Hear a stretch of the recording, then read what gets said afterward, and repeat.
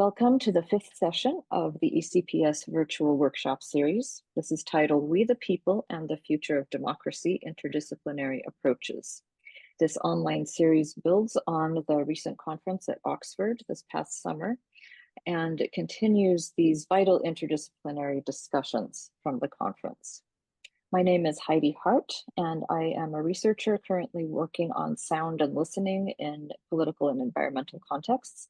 I'm affiliated at the moment with Linnaeus University in Sweden, and I also live part-time in the US. The ECPS curates this workshop series to explore issues of the people as they shape the fate of democracy. We examine how this concept functions both as a democratic ideal and as a tool in some cases for authoritarian mobilization. The series aims to deepen our understanding of democratic backsliding, which we are seeing in a lot of places, resilience at the same time, and renewal in this age of global populism.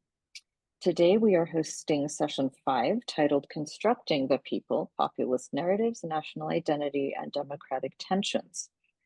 We have scholars from across regions and disciplines today talking about topics ranging from austerity and populism in the global south to concepts of the people and forms of polarization in Germany today, and looking at narratives of populism in Romania and Hungary.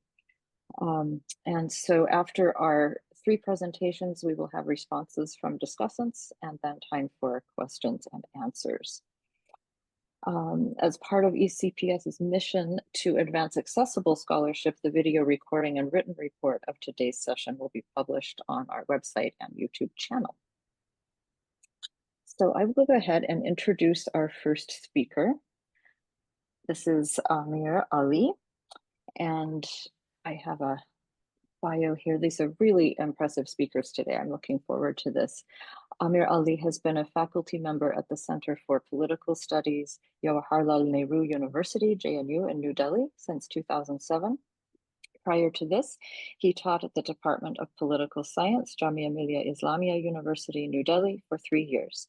He was Agatha Harrison Memorial Visiting Fellow at St. Anthony's College, Oxford, between 2012 to 2014. He has authored 2 books, South Asian Islam and British Multiculturalism, Brexit and Liberal Democracy, Populism, Sovereignty, and the Nation State. That was 2022. His areas of teaching, research, and writing are political theory, multiculturalism, group rights, British politics, and political Islam.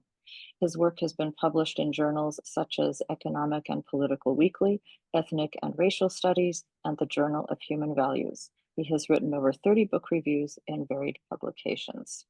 So welcome, Amir.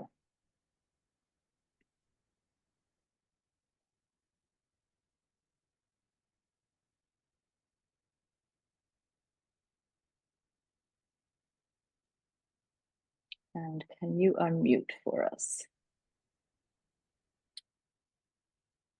Okay, should I begin? Right. Yes, go ahead. Thank you so much. Thank you so much for this opportunity. And I get 20 minutes. Is that time that I? Yes, that's correct. Thank you so much. Right. I'll just make a note of that so I don't overshoot time limit. So I'm so glad to be part of the this particular conference. The title of my paper is "Ripping Off the People: Populism of the Fiscal Tight Fist," and I'm going to try to develop this idea of how populism, in the name of the people that it lionizes and celebrates and champions so much, actually results in a ripping off the people. And as I go in the course of my paper, I try to explain what exactly I mean by this idea of ripping off. So I'm going to begin with a section that I call, this is the introductory section to the paper. It's called From the Geddes Axe to Millai's Chainsaw, Cut Baby Cut, which obviously comes from Mr. Trump's Drill Baby Drill, which it's observation that he made during his inaugural speech. But I'm using this idea of austerity as a form of continuous chopping and axing and cutting of public expenditure. The Geddes Axe refers to a 21st century 20th century British legislation. I think it's 1920 or 1921, where the idea of austerity is introduced at an early stage of the 20th century. And of course, I bring in the idea of Millai's chainsaw, which is a much more brutal form of cutting of government expenditure. So Of course, this is to kind of give a sense of how austerity has moved from axing to something much, much more brutal in terms of chainsawing. The three reference for my paper are, of course, India, where I am. I'm in New Delhi. When I look at the populism of the Modi government, which I consider to be a kind of a fiscally conservative regime. My second reference point is the UK. I've written a book on Brexit, as you so kindly pointed out a while ago, and the point I'll be making is that the austerity measures that were introduced by the David Cameron-led Conservative government resulted in the Brexit vote in 2016. The third reference point is Argentina, a country I don't know and I haven't been to, but I would love to go to Argentina. But that's the reason why I brought in Milai and his chainsaw. So there are two countries I'm familiar with. The UK, I've lived and also written on the UK. Of course, I teach and live in India. The Argentinian case I'm bringing in because I'm trying to look at that as a much more brutal form of austerity. I'm going to make an early observation about how I understand populism. This is in terms of its anti-something stance, and I'm going to argue that it's anti-elite, it's anti-establishment, and it's anti-intellectual. So there are three oppositional stances that it assumes. Now, this is then offset by a very exaggerated pro-people stance. So the lionization of the people that I talk about. And the point that the argument that I'm going to make is that this pro-people positioning of austerity is actually a kind of it's not a faithful representation of the people, but it's more of a kind of a deceitful caricaturing. And I would want to emphasize this point about caricaturing, a point that I will expand upon in the course of this of my presentation. Now, the term caricaturing is actually drawn from a point made by Hannah Arendt in her famous 1951 book, The Origins of Totalitarianism.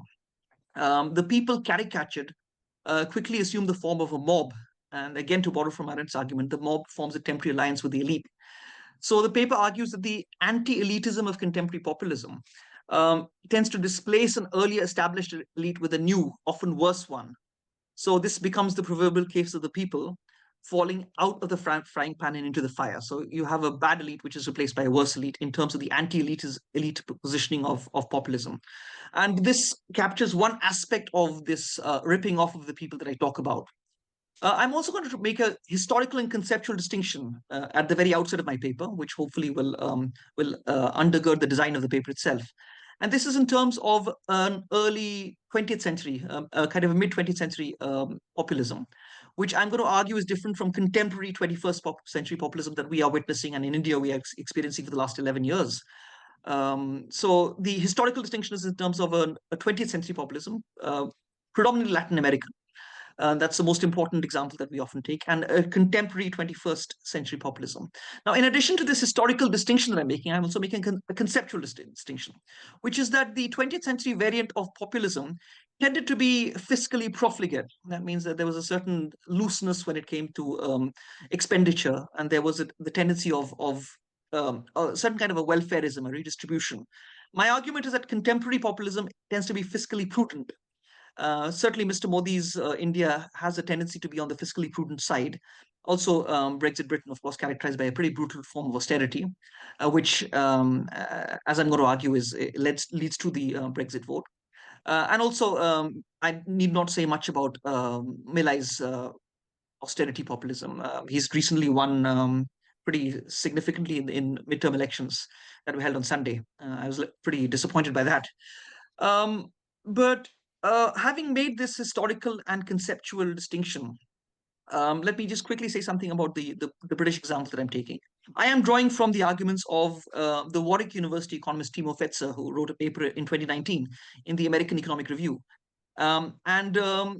Fetzer makes almost a direct causal connection between the effects of austerity measures and regions of the UK that decided to vote for leave during the referendum. So, in effect, what he's saying is that if austerity had not been in place, the Brexit vote might have swung to the Remain side. So there would have been no Brexit, and things might have been a little different.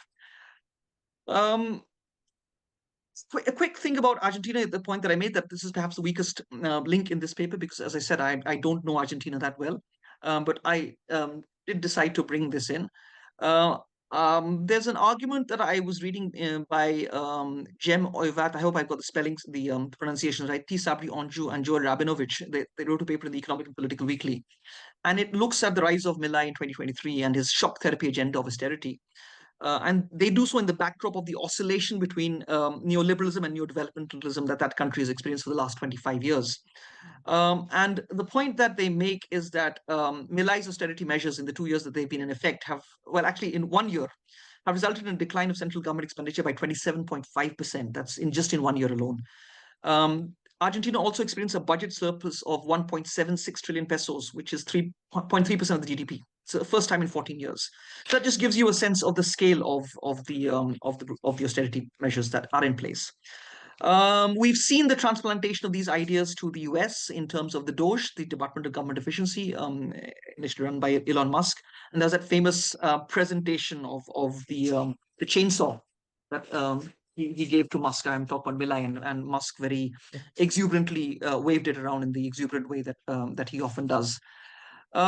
There are two works on austerity that I will particularly be relying on. One is a book by the economic historian Colin Blythe, who refers to austerity as a dangerous idea. This is a 2013 book, Brown University economic historian. And a more recent book by Clara Mattei, which is called The Capital Order, and how economists invented austerity and paved the road to fascism. So these are two recent books that I will especially rely on in terms of trying to put forward my understanding of populism. Sorry, austerity. And then, of course, I'll link it to populism in a later part of my paper. Now, as I proceed, I want to make a distinction between two terms. A term from the days of Peronism, the term, and pardon me for my Spanish pronunciation, the decamisado, the shirtless. And I want to contrast it with a term that we use in India called the labharti. Now, the term in India, labharti, means those beneficiaries of welfareism. The significant point that I want to make, especially about the term labharti in India, is that Mr. Modi has a particular kind of populism, which I am suggesting is fiscally conservative. This is a government that tries to keep the fiscal deficit within a certain kind of range, but that doesn't prevent the Modi government from engaging in some degree of populist welfareism. Now, it's not redistributive. The term labharti refers to people who are on the margins of subsistence. We are still a very poor country, although we claim to have become the fifth largest economy in the world. We have outstripped our former colonial masters, the UK. That's been cause for some kind of celebration in this country. But it doesn't really mean anything. This statistic doesn't mean anything in terms of the way that people lead their lives.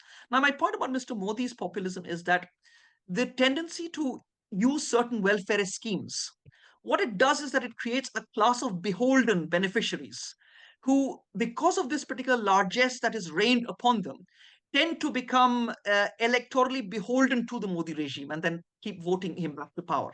So the point I'm emphasizing here is that it's not welfarist, it's not redistributive, but it's meant to keep people in a certain kind of state of beholdenness to the regime. So I'll give you an example of this. The eastern province of the country, Bihar, a very poor province of the country, is going to the provincial elections on the 6th and 11th of November. Now, he's announced 10,000 rupees for every single woman, and that seems to have swung it. So in the opinion polls, it seems that his political alliance may just come back to power in Bihar, which is a state that, as I said, is going to the polls very soon. Now, this point about the labharti, I think, is important because it is one of the ways in which this class of people who exist at levels of subsistence, as I said, remain beholden. As a result of which, the Modi government has defied something that we in India call anti-incumbency, which is the kind of uphill task that an incumbent government has in terms of finding it difficult to get voted back into power. And he's been in power for 11 years now. But I would like to add a kind of a twist in the tale here. And that twist in the tale is that Mr. Modi, when he began his prime ministerial tenure in 2014, was not exactly a populist in the conventional sense. His 2014 campaign was not characterized by an overtly populist appeal. It was more in terms of a very sensible argument that the previous Congress regime had not been able to bring out economic reforms and that the country was lagging behind in economic growth. And his argument was that his government would be far more efficient in terms of implementing some of these reforms. The populist turn, very interestingly, goes back to the year 2011, where we had an anti-corruption movement. And that anti-corruption movement was characterized by my colleague here at JNU. I teach at Jawaharlal Nehru University, which has been in the crosshairs of this government, certainly. And he called it a soap opera.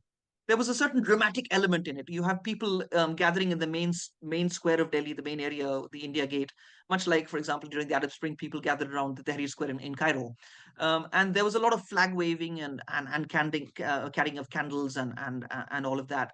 And the idea was that somehow corruption had to be eliminated from the system. The problem with this particular anti-corruption movement is that it otherized corruption. It almost kind of suggested that there was a corrupt political elite. There's somehow a purity in the people who gathered. And in the way that I've tried to understand, it just led to the paved the way for the Modi regime. It's very similar. If people are familiar with politics in Brazil, it's very similar to the anti-corruption movement that felled the Dilma Rousseff government, the successor to the earlier tenure of Lula da Silva. So that's in terms of kind of setting the agenda in terms of how populism came to India. So if I can quickly make this argument once again, in India, populism came in the form of an anti-corruption movement that preceded the Modi regime. Now, when the Modi regime came to power, the first few years were not populist, but then he has slowly become much more populist as his tenure has progressed. When it comes to Britain, my point is that populism, in the form that in the way that it came in Brexit, was preceded by the very brutal austerity measures that were introduced by the Cameron government after the 2008 financial crisis.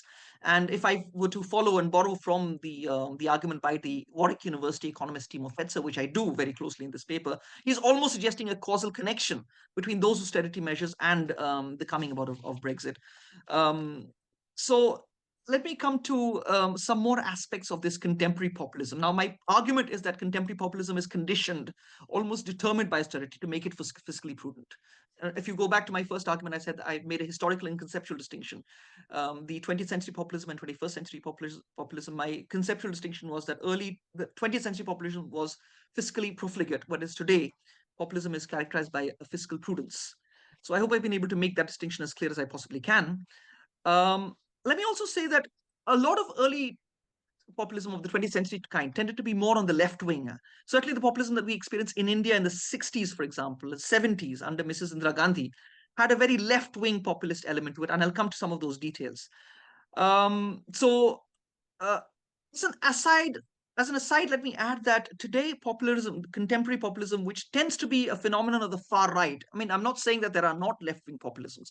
There is Andrei Manuel Lopez Obrador in Mexico, succeeded by Claudia Sheinbaum. There are, but the right-wing variety of populism tends to predominate in the times that we live in right now.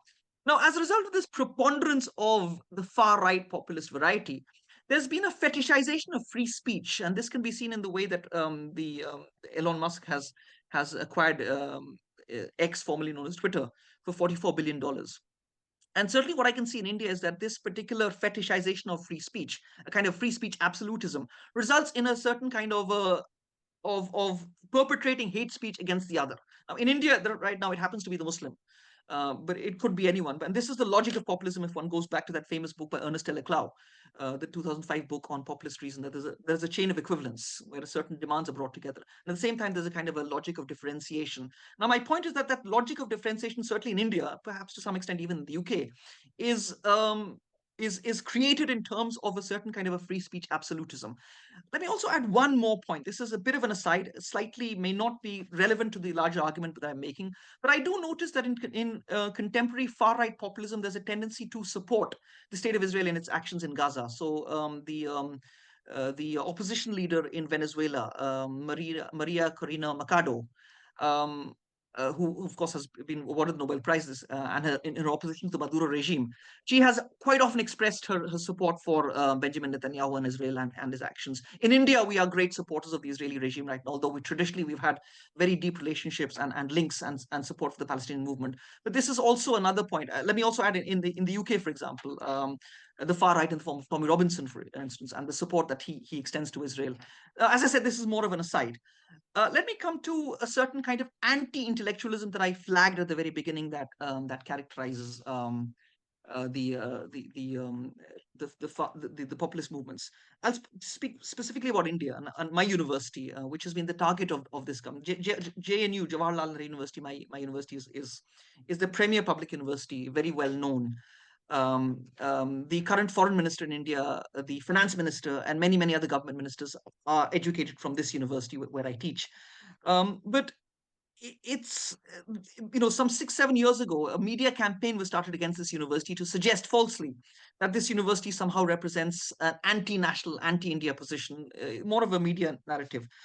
For a European audience, the best way to understand this is the way that Viktor Orban in Hungary went after the Central European University and his opposition to um, the sorry, I forget the name of the billion, George Soros, and his opposition to George Soros. So I hope I've been able to make that particular point about the anti-elitism of the Modi regime very, very clear. Now, let me come to this particular point about ripping off. What exactly do I mean? I'll have to cite certain figures. I'm not a great fan of statistics and figures, but given the nature of the paper that I'm presenting, I will have to.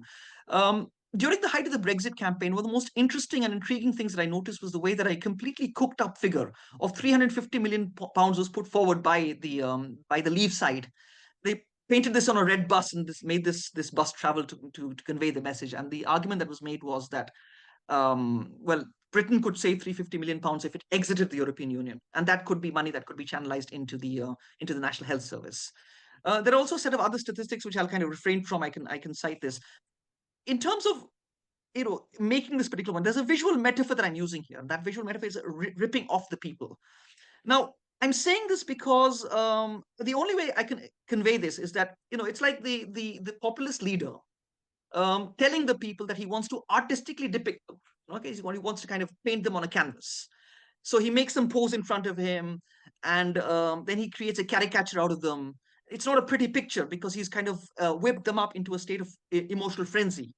And once he's shown this particular nasty, ugly picture to the people, and the people may object, perhaps he'll rip the paper off and set them aside. Now, it reminds me, this particular instrumental manner in which the populist leader constructs his notion of the people. It reminds me of this famous line from Julius Caesar, Shakespeare's Julius Caesar, Act 2, Scene 1, where the leader rises on the backs of the people. And the famous lines are, the immortal lines of Shakespeare are that once the leader has risen to the heights of power, he will scorn the base degrees by which he descend. He'll look back at the people and condescendingly tell them, I've used you instrumentally. Now I am where I am, and I don't need to kind of worry about you anymore. There's another line in Shakespeare, King Lear, Act 4, Scene 1, where there's this interesting observation, which I think holds very much for the times that we live in, which goes like this, that 'tis the time's plague when madmen lead the blind. And we can see that in terms of the way that populist leaders are leading, almost leading their countries. I want to make final 2 points. I realize that I am perhaps running out of time. Am I? Yeah. So I'll just make 2 more points. The austerity that I want to make in terms of how it leads to populism is that it's a form of virtue signaling. Now, austerity as a personal, individual virtue is actually a good thing.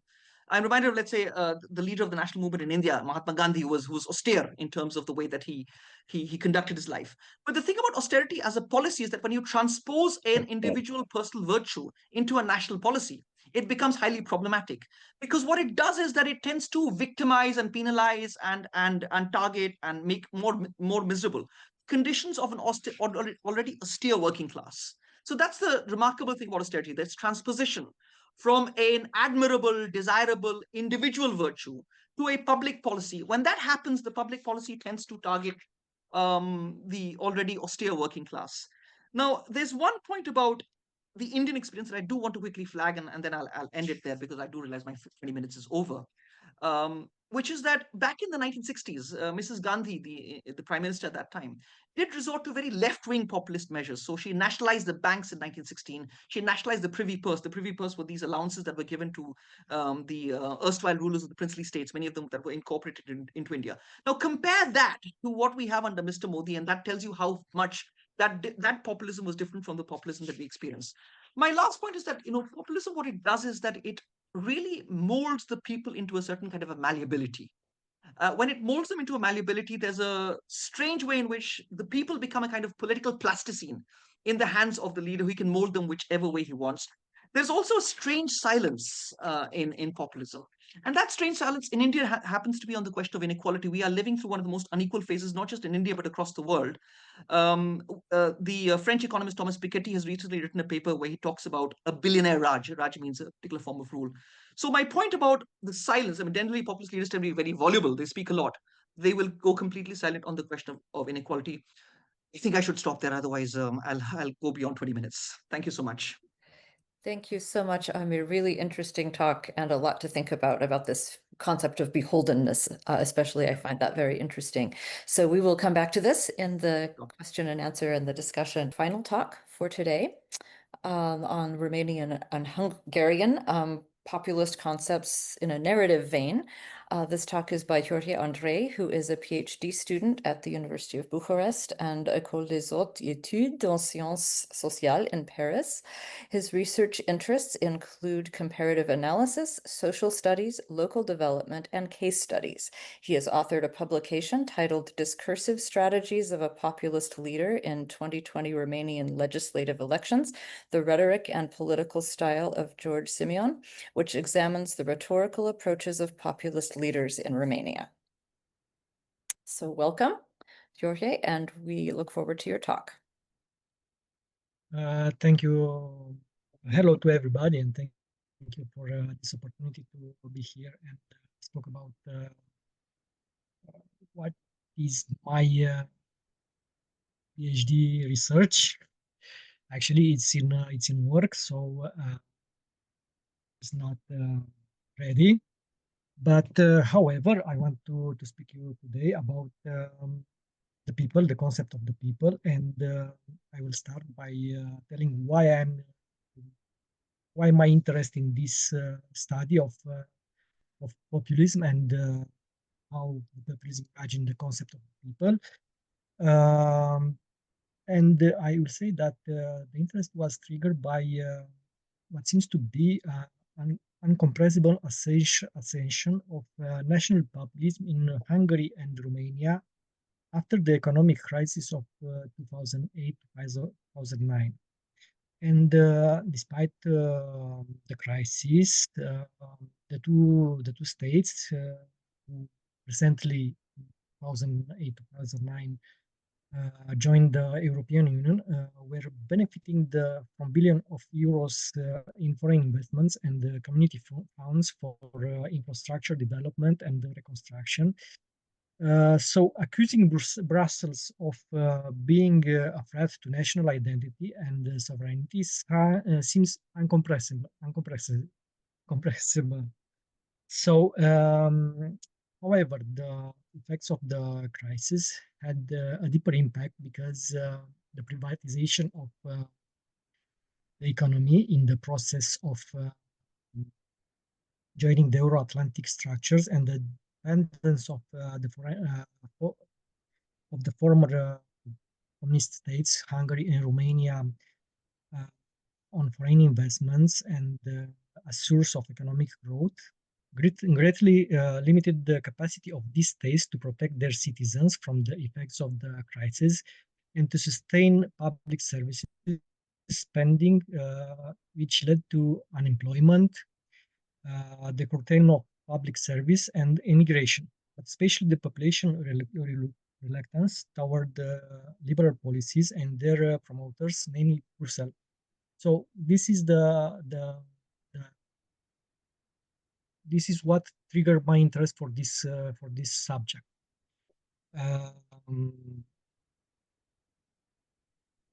As we know, and I choose to speak about people is because populists from all over the world are claiming that they are represent and speak in the name of the people. But the claim is a bit confusing because if you were to consider within the framework of representative democracy, which is the foundation of contemporary liberal democracy, also the members of the parliament, freely and democratically elected by the sovereign people, are the legal constitutional representative of the people on whose behalf they speak and make decisions. If both derive from legitimacy from the people and yet are different, the question arises as to what and who the people are in the populist vision. As Pierre Rosanvallon shows in the Populist Century, populist ideology does not have programmatic text from which we can learn how the people are defined and what they represent for populists. However, according to research of Jan Werner Müller, Casmud, or Carlos de la Torre, starting from the empirical observation of populist leaders and regime established globally in the last 2 decades and analyzing their discourse and policies, one can observe the structuring idea.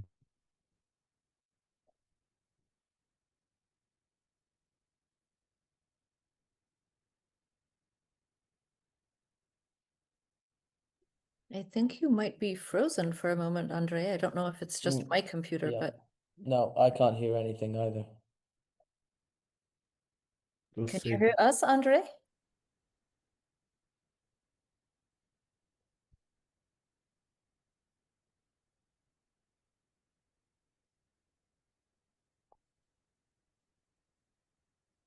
Frozen?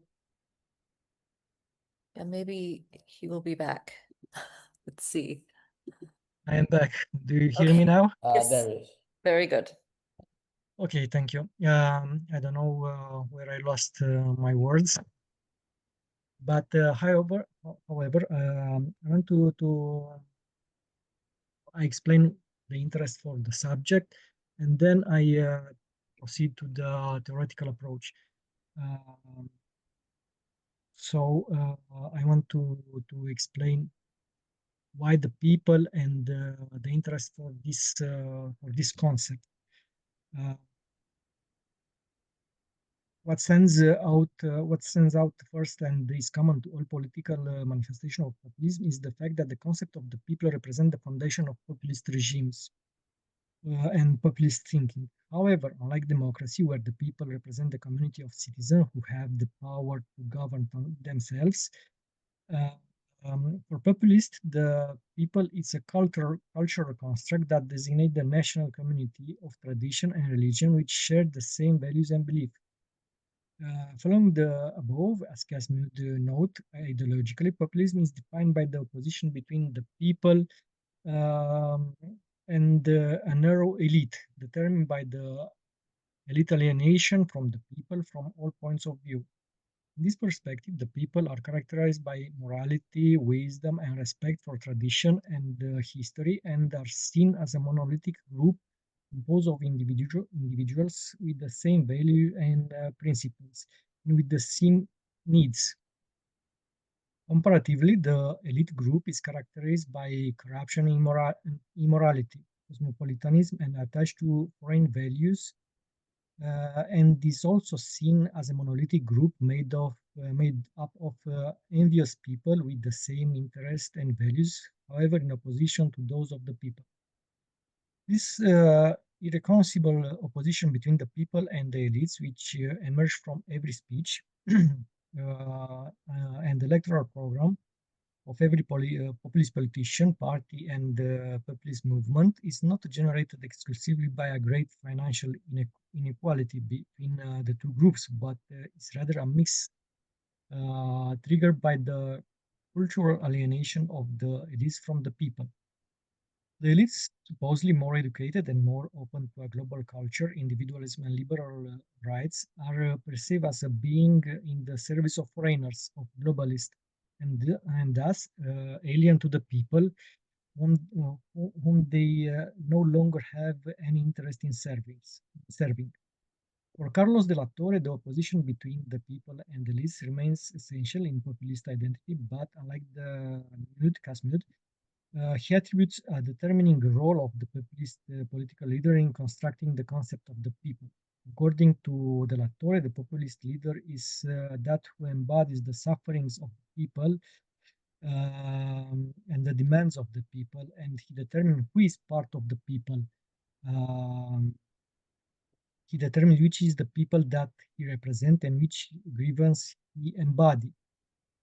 The logic of the De La Torre and also Ernesto Laclau is that actually the people is composed of a multitude groups with different demands and grievances and different identities. And in order to construct the monolithic group of the people, the intervention of the leader is demanded.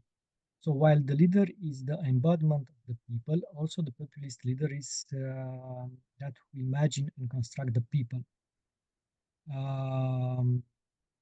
As Doulatyari observed, the construction of the concept of the people is an inclusive process, but in the same time, the groups who are included in the broader concept of the people are demanded to renounce to their specificity, to their individuality and identity. This process of conditional inclusion is best translated through the concept of monolithic people.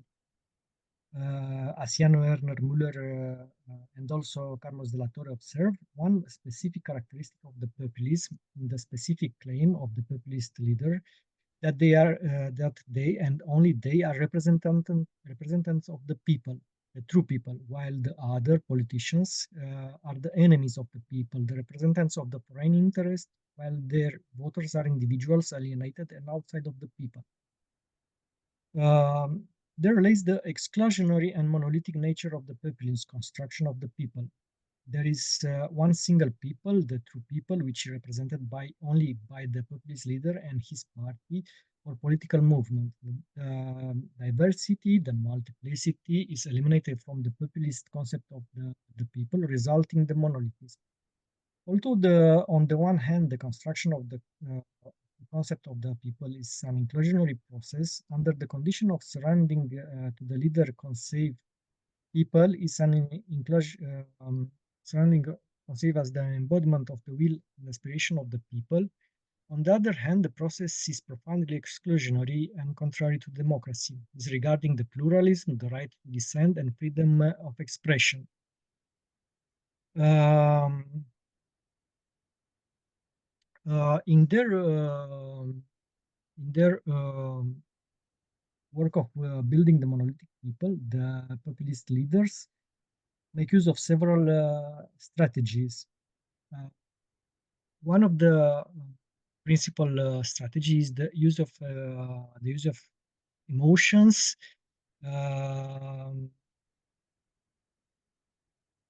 as a political tool for constructing the people. While the use of emotions in politics is common, politicians usually use emotion to gain sympathy or to steer solidarity and to mobilize. The populists use the emotion in order to trigger, to maintain, and to amplify a feeling of insecurity, an urgency, and an urgency of action. The threat is almost always vague, with the potential to affect as many individuals as possible, and imminent to any moment. Loss of freedom, loss of national identity, loss of social status are potential imminent threats whose resolution requires firm and urgent action by the populist leader. Another strategy used by the populist leader in their work to build true and good people is the counterfeiting of history and collective memory in order to support the respective nationalist populist narrative. According to Berowshek, the manipulation of the memory past has the purpose of legitimizing a political action, and in the case of the populist leaders, it's about the political action of discrediting the liberal democracy with all its institutions and supporting the populist narrative about which is the good and true people and who are the enemies of that people. For constructing this type of ideal people, populist political leaders, or those who adopt the populist discourse as a political strategy, proceed to manipulate the past and memory in order to strengthen the sense of community and to define the boundaries of these ideal people. However, the manipulation of the past and history by the populist political leaders does not have the sole purpose to the construction of that ideal people, but also the recreation of historical confrontation that will advantage the political leader as the savior hero of the people. In the Romanian-Hungarian case, the rise of the national populism after 2008-2009 economic crisis and the building of the true and good Hungarian Romanian people by manipulating different fears of the people, of the two peoples. In Romania, it was about the fear of losing the individual and national freedom. The crisis coincided with the accession to the European Union and the launch of the National Anti-Corruption campaign initiated and carried out by the pro-European forces, a campaign that mainly targeted members of the opposition.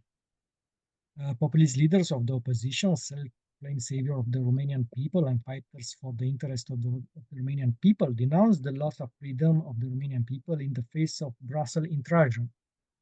In Hungary, historical fears about the disappearance of Hungarian culture and people over time have been amplified by the economic crisis and later by the Syrian migrant crisis. Hungarian populists led by Viktor Orban, himself a hero saver of the Hungarian people, have denounced the liberal policies promoted by Brussels as a threat to the freedom and identity of the Hungarian people.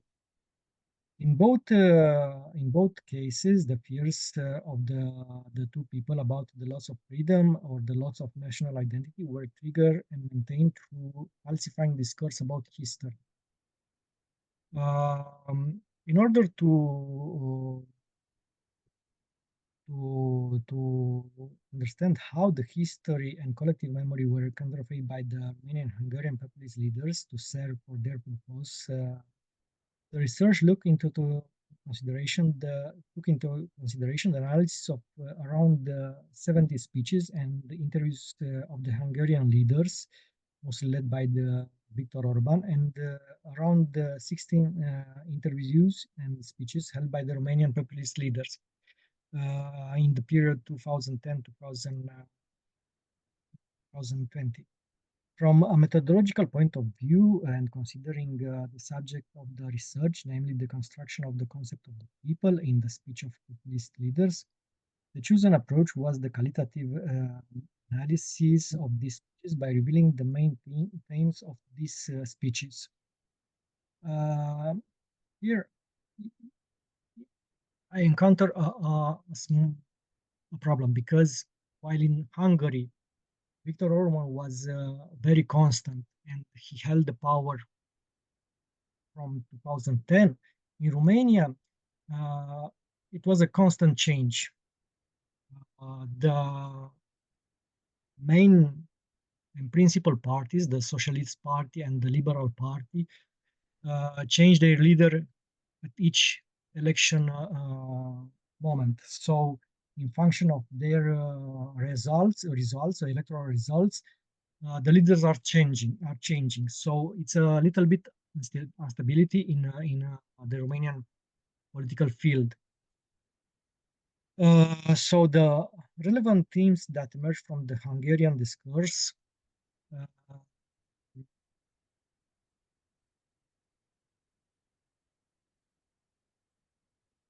that outline the boundaries of the true and good Hungarian people were the following. An essential theme of the Hungarian speech is that of a changing world, of a breaking of ties with what people knew about to be constant in their lives, of the way life unfolds, and that in order to survive and perform in the new world that is taking shape, the unity of the Hungarian people and support for their representatives who are fighting for the prosperity of the Hungarian people is necessary. So, in one speech, Viktor Orban says that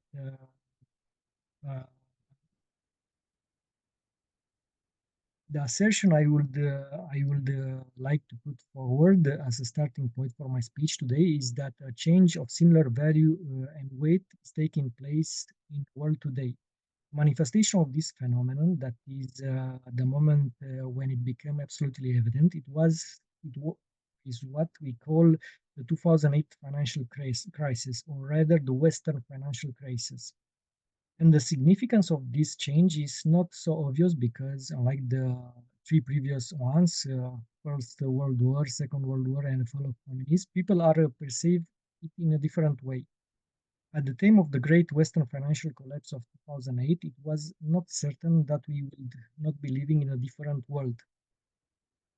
The change is not as acute as in the case of the first three major global regime changes, but it is invading our minds at a slower pace.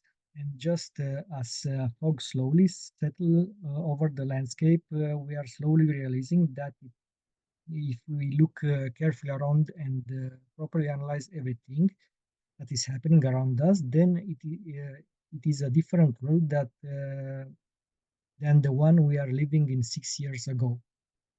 Other essential theme of the Hungarian populist speech is that of Christian Hungary, which over the centuries have defended Europe against Muslim invasion and will once again be the shield of Europe, preserving the culture and Christian identity of Europe by not allowing immigrants to settle in Hungary. Regarding the relevant themes of Romanian discourse, one can distinguish the fact that the conservative and the right-wing Romanian political elite, President Băsescu, representative of the Constitutional Court, and the prosecutors from the higher courts are at the service of the European Commission of Foreign interest, who are sabotaging Romanian and Romanian people. Also, the hypothesis that the Romanian state is directed from Brussels or Washington by conservative elites, and that Romanian leaders, the country president or the leaders of the government party, are mere tools, simple executors eager to secure a position of power at the national level. The seizure of democracy and popular sovereignty by a small group representative of the conservative and right-wing power, leaders of the government party, the country's president, judge of the Constitutional Court, and members of the European Parliament. And perhaps the most important among them all is the comparison drawn between the abuse committed under the communist regime of Nicolae Ceausescu and the Securitate orchestrated abusive investigations and arrest against anyone who dared to criticize the regime, and the anti-corruption strategy adopted by the President Băsescu from his election in 2004. So to conclude, the building of the Romanian and Hungarian people from a nationalist populist perspective is a very complex process that involves manipulation of the history, manipulation of the memory about the common past, and the division of the individuals in the group of the good and true people and the group of enemies of the people, the most corrupt and who are to blame for all the problems.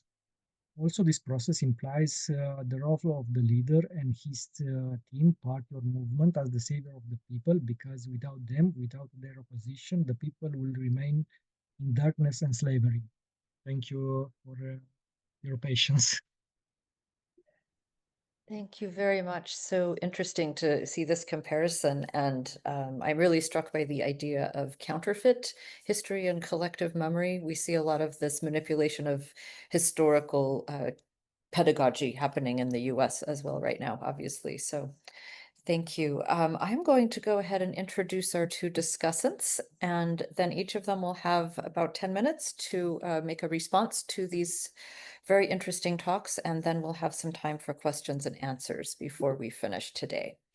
Our first discussant is Hannah Geddes, I hope I'm pronouncing that correctly, who is a PhD candidate at the University of St. Andrews. Her research explores how UK policies surrounding support for asylum seekers are understood, reshaped, and delivered at the local level against the background of outsourcing and high levels of politicization. Hannah has experience working in public sector auditing and in NGO community organizations which support displaced people in Greece and the UK. And Dr. Andrei Gheorghe earned his PhD from the University of East London in March 2024. His research interests focus on contemporary populism and nationalism. During his academic career, Dr. Gheorghe contributed as a research assistant to the development of a significant textbook project on the global resurgence of nationalism, titled The New Nationalism in America and Beyond, co-authored by Robert Schartzer and Eric Taylor Woods. He has written for ECPS before, but has also been published by other academic outlets ranging from the Journal of Dialogue Studies to UEL's Crossing Conceptual Boundaries. Currently, he is also an affiliated researcher for the Center for the Study of Global Nationalisms. So welcome to our two discussants.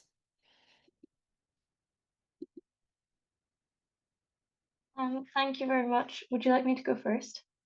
Yes, thank you. Is it okay if I just ask some questions, or would you like me to give kind of a bit more of a kind of detailed response? If you'd like to frame your questions at the outset to give us some context, and then that's absolutely fine. Okay, perfect. And should I just go through each one by one and wait for a response, or should I go through them all together? I think in the interest of time, maybe quickly together, and then whoever would like to respond can do that. You have about 10 minutes. Okay, perfect. I probably won't need the full 10 minutes. Firstly, thank you to everyone. It was super interesting. Sorry, I was a tiny bit late. I couldn't get onto the Zoom meeting. So maybe just going through them one by one. I think the first one was very impressive in terms of kind of the eloquence of the way it was described, and also the breadth of what you were trying to do, trying to characterize the populism that we're seeing today compared to populism that we were seeing in the previous century. And that was, I guess, both like the biggest benefit and what I got the most out of it, but also maybe the place where it requires the most care, because it was such a broad story that you were telling with case studies from across the world and also across a very long time span. So with kind of the richness of the story you're telling, I guess my big question would be, what do you want our core takeaway to be? Like, what is the core concept or relationship or story that you want to tell? For what I read from it, it was a story about austerity and a story about a shift from last century to this century. But I would be interested to hear how you would respond to that and what you would say that core story is. And then maybe the other big kind of question I would have is about how you justify the case studies that you choose, because you go into them in enough depth that I see them as more than just examples, but almost as quite in-depth case studies. And if you are taking that approach, then I would kind of encourage you to share with us what brings them together and what sets them apart, and the justifications behind that choice. Because if we're jumping from Argentina to the US to India and then to Brexit in the UK, there are a lot of very different historical contexts there, which is not a problem, but it's something that maybe you could draw on and kind of draw out, if that makes sense. So that would be for the first paper. Is that okay? Can I now go into the second one? Thanks. That one I had a bit more on also because we received it yesterday, so I read that one. The second one I really thought was very interesting. I don't have a lot of familiarity with the German context apart from just following it on the news. But this, I think the narrowing down on specific words and using that as a prism through which to study how people see the nation and democracy was very interesting and an engaging way to look at populism. I also thought the element for me personally of social integration, because my involvement with ECPS is more on the migration side. So the consideration of integration and whether you have an integration focused idea of who the people are was very compelling. There's also a link that I find very interesting because I'm based in Scotland to what we would call civic nationalism in Scotland, which is a kind of left-wing or more inclusive concept of nationalism that's often put in opposition to other forms of nationalism.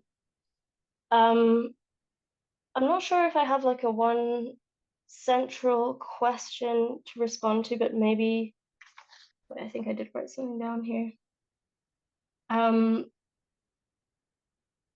I guess the question is slightly methodological in that if you are starting with these two words really as your like really central point, what does that help to tell us about the wider story, which I think is what you were doing throughout your description.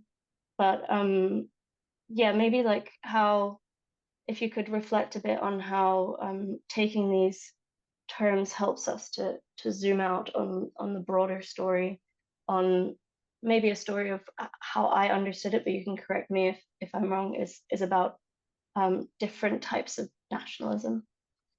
And then the third one I also found really, really interesting.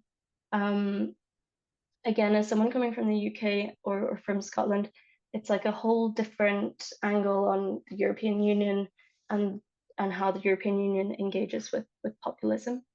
And I think the way you went through the kind of first a description of populism and then starting to look at the strategies used by populist leaders in their speeches was really compelling. The big question I had, which really struck me as very interesting, is that you described as a problem the fact that in Hungary you've got this constant of Orban because he was the leader the whole way through, but in Romania you've got a constant change in leaders. And for me, that was part of the most interesting part of the story. I'm not sure I would see it as a problem, but maybe as an opportunity for the research that you're doing, because you've then got, in some ways, two quite similar contexts, but then in other ways, it's a really key difference you've got there. And because the cult of personality is so often a debate within populism studies, you've kind of got a case study here where you've got the cult of personality in one set, but you don't have that factor in the other set. And I'm not saying you need to look at it from like a positivist kind of as if this is a test in a lab, but I think it's more that you could really do something quite interesting there in terms of a comparison and how you treat those cases. And I would be really interested to know, besides the different historical context, because it's obviously two different countries, what relevance you think that difference has there. But all three of them were really interesting. I learned a lot. Like I said, this is not the exact background that I have, so yeah, it was very enjoyable to listen to all three presentations. Thank you.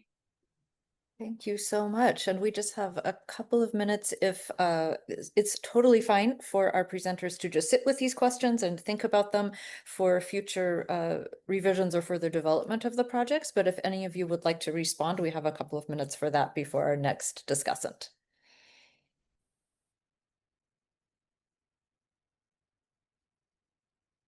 And I can answer. Can I just, yes. Okay, it's you, Amir. You first. All right. So just one point that Hannah, you made about what's the big takeaway. So let me just put it like this. It's the rather dramatic decline of democracy. Certainly in my country, which has been held up as an example of democratic stability, we had one phase of an authoritarian emergency in the 70s. The kind of democratic backsliding is clearly linked to the kind of populism that we see. So to respond to that one question, I would just phrase it like the very dramatic decline of democracy. It's very sad to see it in the UK, in India, certainly Argentina, and certainly the US. Yeah. Thank you. Yeah, that's it in a heavy nutshell. Thank you. And Jorge? Thank you, Anna, for the comments and also for the question. In fact, the instability at the leadership of the parties, the main parties, it's also a sort of problem for my analysis because, as you pointed, we have the personality of the Orban, Viktor Orban. On the other hand, in Romania, we have the cult of the personality of the Ceausescu. So somehow it's a little bit confusing because this instability of political leadership for the main two principal Romanian political parties comes from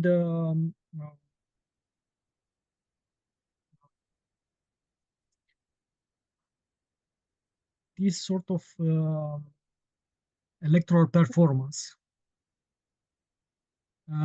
It's a electoral competition, and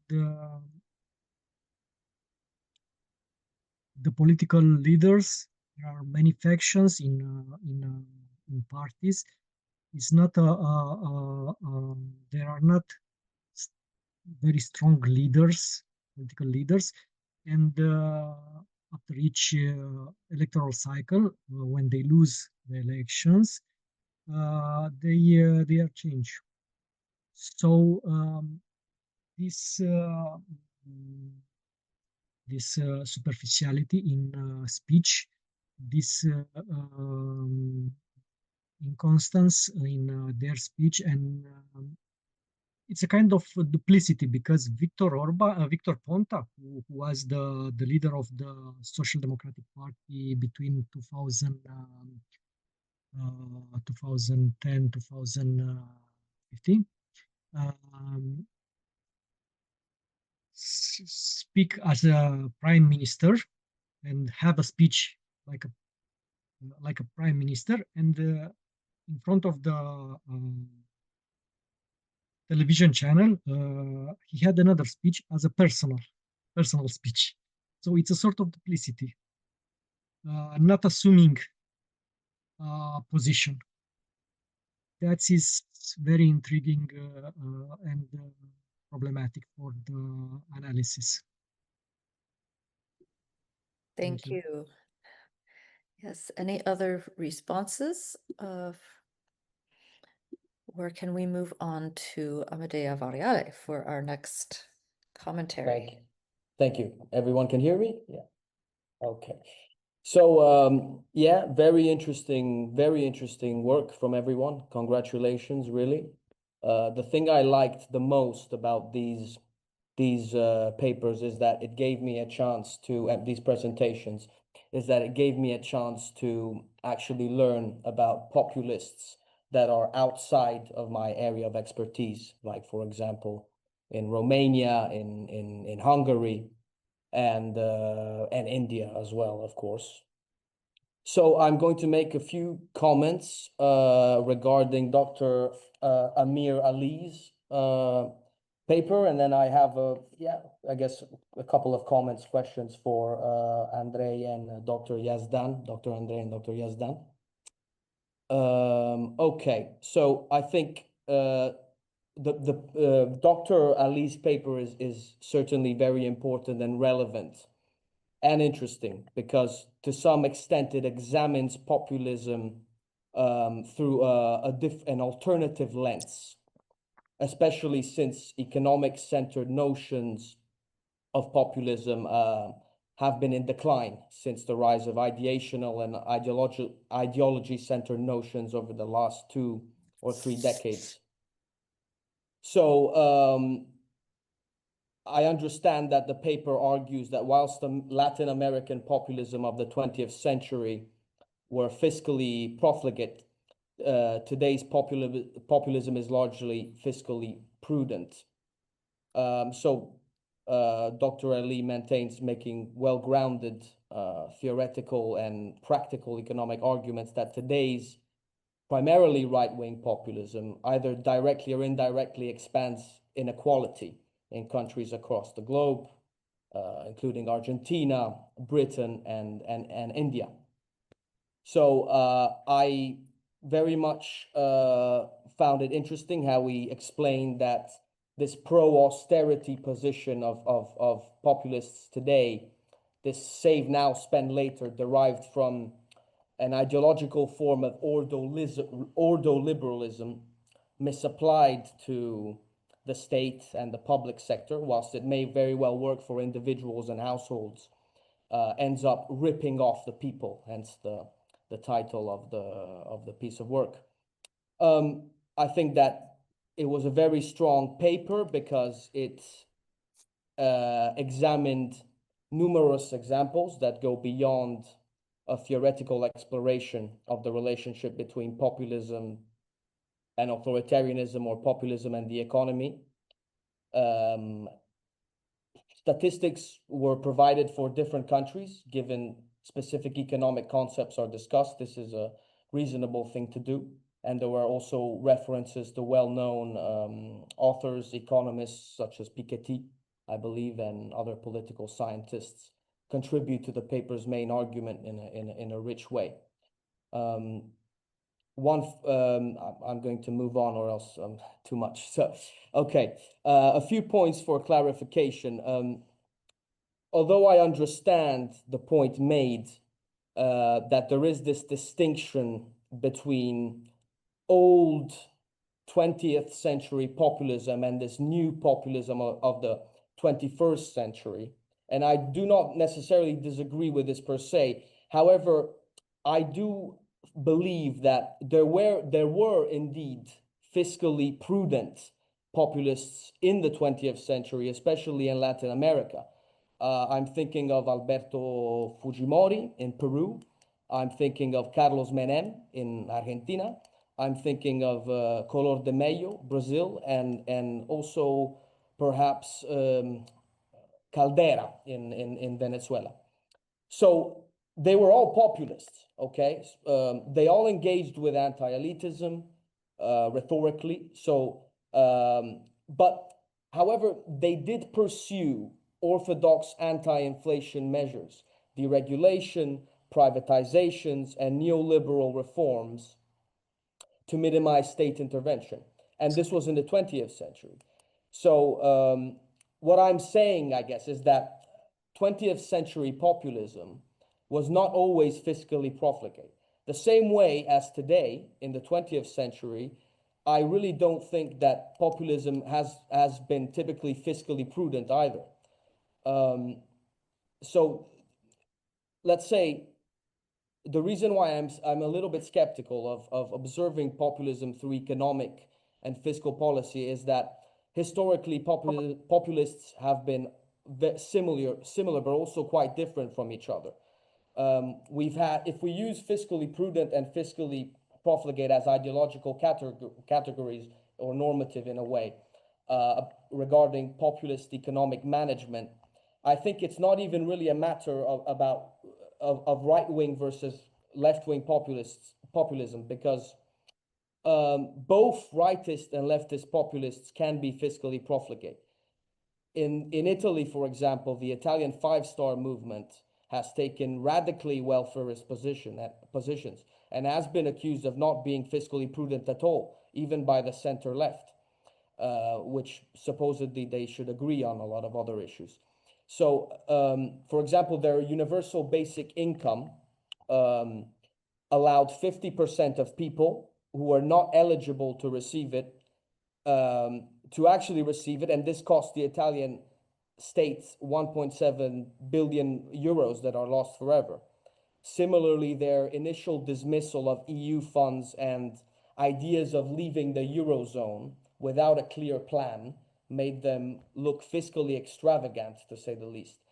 And in the same way, populists of the right, I'm thinking of the League, formerly known as Northern League. I'm sure a lot of you here are familiar with it, with this party, or even today's Giorgia Meloni's Prime Minister of Italy, the Brothers of Italy party. So in the case, the League wanted to, when they were in power, and they weren't, when they were in power, they wanted to drastically spend more while dramatically lowering taxes at the same time. So, and in the case of Meloni decided to spend 1 billion of taxpayers' money to stop immigration through the development of repatriation centers in Albania, not to mention the government's allegedly fiscally profligate project to build a bridge between mainland Italy and Sicily, costing 16 billions of euros to the Italian state. So if we do, if I'm just gonna finish on this real quick.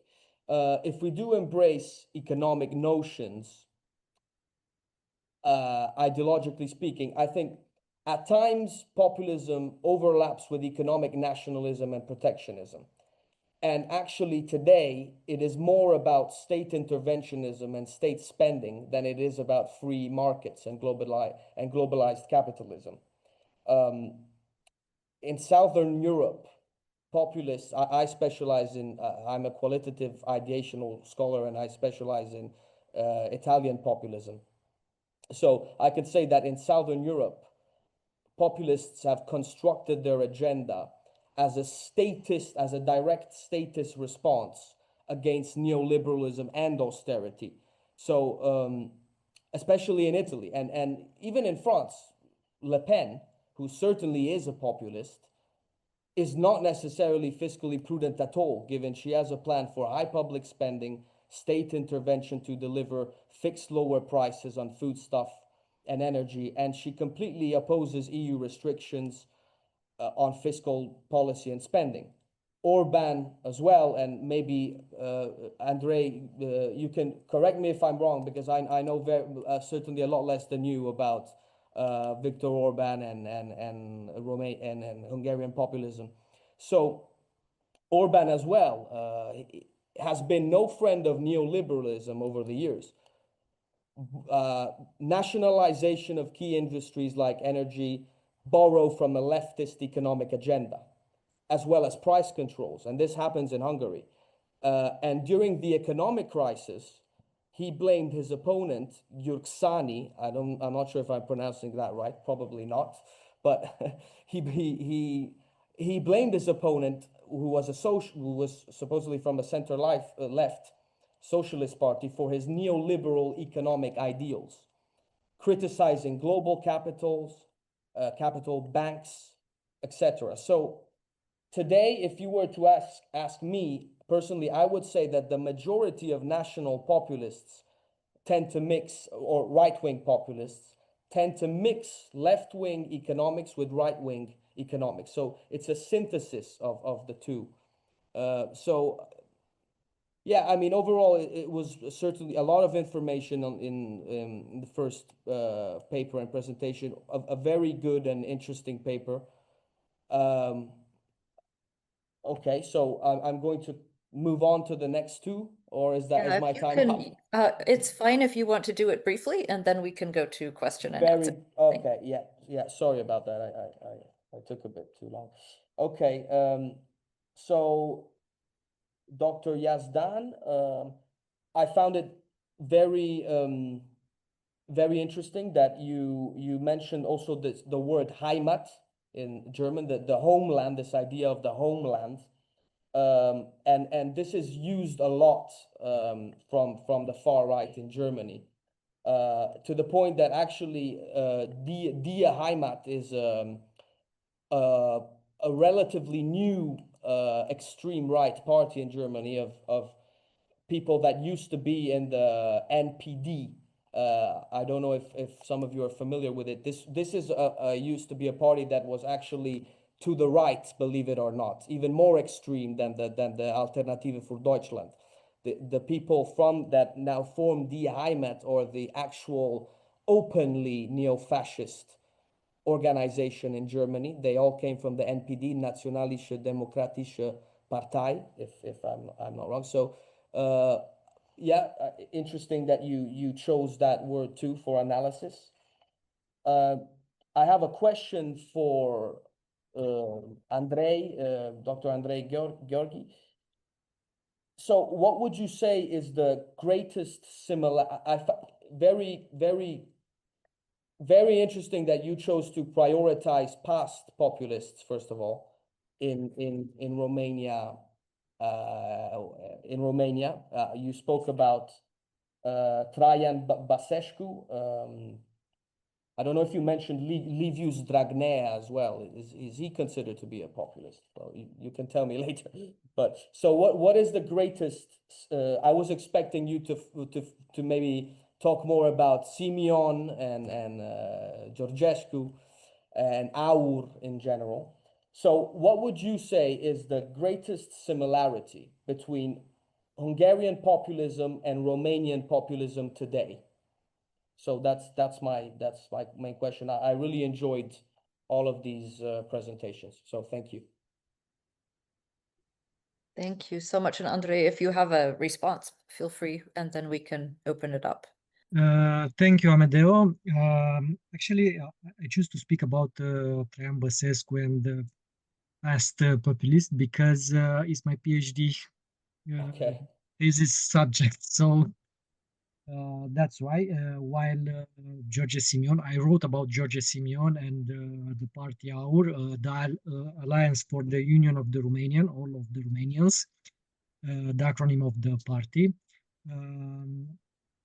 But Gheorghe Simeon and his party come into actually not into power, but into parliament after 2020 election, after during the COVID crisis, who favored him and his party. Um, so if I have to speak about the similarities between Hungary and Romanian populists today, namely Viktor Orban and Gheorghe Simeon, yes, there are there are a lot of similarities. Despite Victor Liviu Dragnea tried to copy Viktor Orban, because during his reign in power between 2016 and 2019, Liviu Dragnea claimed that he was followed by Victor Soros. He was followed by several assassins who were paid by George Soros to stop him achieving the independence of the Romanian people. So he tried to copy Viktor Orban, but in fact it was only a discursive. It was only a theatrical representation, as it was described by Benjamin Moffitt, the new the new populist style. It was a theatrical representation of Liviu Dragnea, because in fact his problem and his issue was to stop the anti-corruption policies. And in this, for this purpose, he mobilized the history, the collective memory about the communism, the tragedy of the communists, how the communists purged the society, and he compared with the anti-corruption policies promoted by Traian Băsescu and the European Union. So that was the issue. The similarities between Hungary and Romania, the past populism 2010-2020, both populism come from traditional parties. While the party of Gheorghe Simeon in Romania, it's a newer party. It's an anti-establishment party, while the Socialist Democrats in Romania and National Liberals in Romania during 2010-2016. Here it's a debate, because in Romania we have coalition who are distracting and another coalition parties who disbanding and form new parties. So all sort of coalition to stay in power. So they are traditional parties who participated in European integration process. It was also the case for Viktor Orban and his party. Yes. Traditional party of the democratic establishment in Hungary. So while Hungary was the champion of the democratic transition, the Romanian was something not so good. But in the end, after the economic crisis in Hungary, it's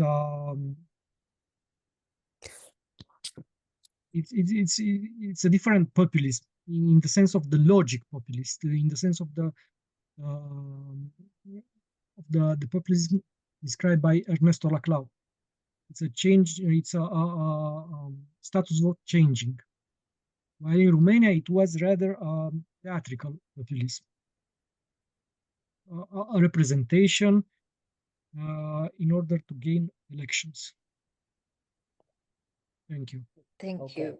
Interesting. Yeah, That I makes think we sense. probably need to move into the question and answer periods, if that's okay, so that we have other voices joining us here. Are there any questions? We have Bulent, you have a hand up. Yeah, thank you very much, Heidi, and thank you very much for all the presenters for their interesting and intriguing presentations and discussions. Actually, I wonder about the relations between border and the people, because in the rhetoric or narratives of the populist actors, populist leaders, populist parties, you know, every populist actor in the almost a whole globe has a greater nation, greater country understanding. For instance, the Orban's party Fidesz has a greater Hungary understanding. Romania populists have a greater Romania understanding, and you know, Serbia has a greater Serbia understanding, especially in the rhetoric of the Serbian populist leaders. For instance, Greece, there's an old ideology called as megaloida, a greater Greece understanding. So there's an issue of transborder people, transborder nations. So I wonder about how Andrei see or analyze the rhetoric of populist leaders of Romania and Hungary to see how they see these transborder Romanians. You know, they have problems with Moldova, as far as I know, and Hungary. Viktor Orban is also claiming to represent all Hungarians, not only in within the borders of Hungary. So they refuse. They refuse to accept current borders as their national borders, because the borders they think that obliged to accept it after the various wars, you know. And this question also for the Yazdan, how this concept of transborder nation or people is instrumentalized by German populist far-right or radical right actors. And this question also can be assessed in regard of the diaspora, not only the close neighborhood as part of the greater country concept, but also the diaspora. Thank you very much.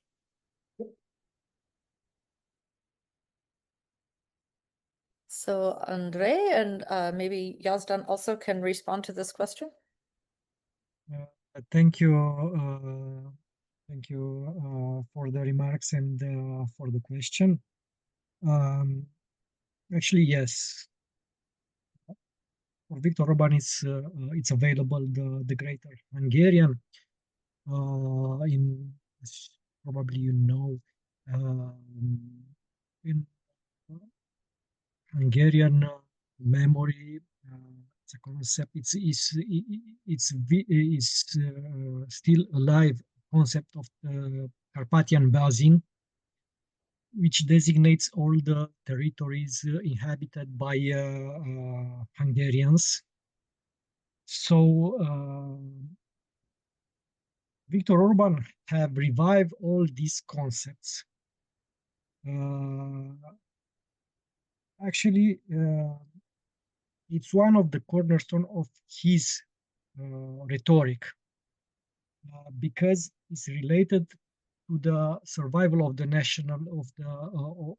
of the Hungarian people. It's a historically rooted issue for the Hungarians, and they keep in memory the tragedy of the Trianon,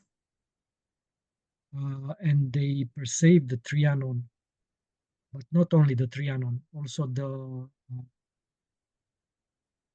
1848 revolution as tragedy and don't know how they were. Wait a minute, because I have the word in French. Betrayal from the Occident, from the Western countries. They were betrayed by the Western countries during the printemps revolutions, the national revolutions. They were betrayed during the First World War, Trianon Peace.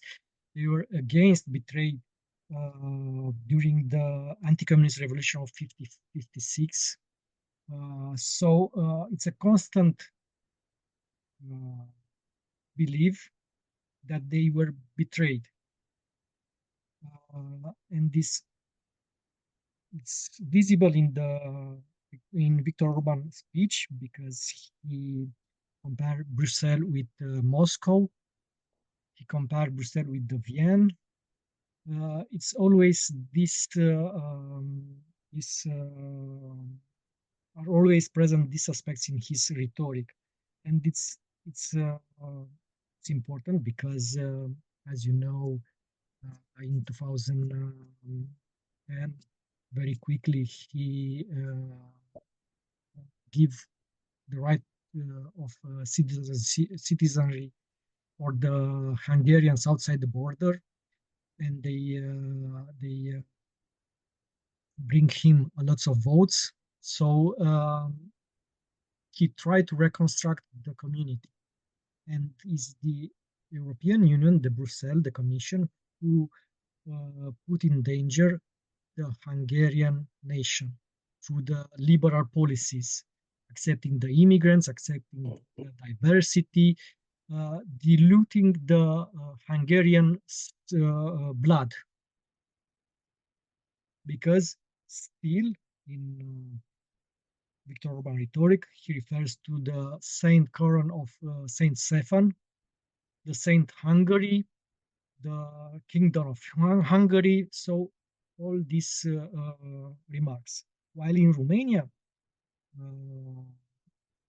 during the period which I referred, 2010-2020, the populist leaders were not so concerned about Greater Romania. They are concerned about anti-liberal policy, about anti-corruption policy, and they try to build the people. They try to build this image of the people around this conflict. It is the European Union, it is the liberal policy, or the liberals policy, who are against Romanian people, because Europeans are considered as Romanian second, the citizen second rank, second hand, because they try to impose us their will against the majority, the decision of the majority, and they try to do that to the constitutional courts, the legislation, and they try to steer the immigration, to let Romania inhabited. It is George Simeon who spoke about Greater Romania, and it was Corneliu Vadim Tudor. He was propagandist of the Ceausescu, who spoke about Greater Romania. In fact, his party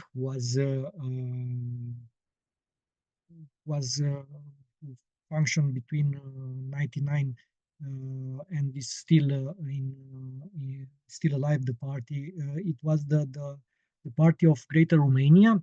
He has a journal named Greater Romania, Journal of Greater Romania, and he was the precursor of the national populist in Romania. And he was very vocal. He was very violent. He spoke in speech. He was against European Union. He was against Euro-Atlantic structures, and he was pro nationalism, pro localism.